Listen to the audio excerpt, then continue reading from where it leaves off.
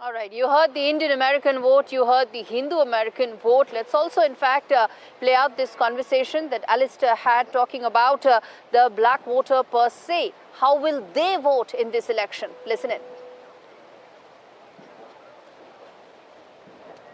Yes, Gauri, we're still here at Howard University, a historically black university, Kamala Harris's alma mater. To get you that answer on the black vote, we're joined by Associate Professor of Political Science at Howard University, Marcus Board. He specializes in black politics. Marcus, if you could tell us a little bit about that black vote and how crucial it is, I think for people to really understand, maybe you could draw a comparison for us with what happened with Joe Biden the previous time around. Yeah. The black vote is one of the most consistent votes in the Democratic Party, and without that vote, they're unable to get the margins that they need to get victory. You know, the thing about presidential elections is that the majority doesn't win, and so you actually need wins in the appropriate states, and those states, there's a lot of black voters. In the swing states. That's right. That's right. All right. Now, talking about those swing states, we are looking at Georgia or North Carolina, for example. There have been mail-in ballots or early voting where people can put in their ballots before November 5th, before next week. Somewhat underwhelming those numbers have been, and is that really a worry for Kamala Harris at this point in the race because it's so tight? No, it's not a worry. The media, the way that you receive data is piece by piece, but the reality is we have such a low percentage of those votes counted that you really kind of have to see it through.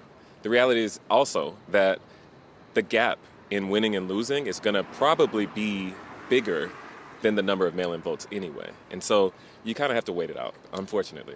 So you're being quite optimistic about that. So you think more black voters will come out between now and Tuesday and on Tuesday itself? Absolutely, yeah. The majority of voters show up on Tuesday. There's still a large contingent of people who don't vote. And we would love to see both parties do a little bit more work on getting them involved in the political process. All right, I asked some of your students this about young black voters not coming out and perhaps not voting enough. They kind of shot me down on that point. What do you have to say from a, say, neutral point of view? They are smarter than all of us, so I trust them. But I will also add that, you know, black men in particular are the second most consistent voters in the Democratic Party. And so I did do a focus group with black men who are not voting for Harris, but who will be voting for the Republican Party. And essentially, the most interesting finding I'd say that came out of that is that they're willing to overlook the racism. To their mind, both parties have problems with race. They need somebody who's going to get things done for them. And in their minds, it's the Republican Party. Is that consistent with the data? No, but that's party's responsibilities to convince them to vote for it. I have a very last quick question for you.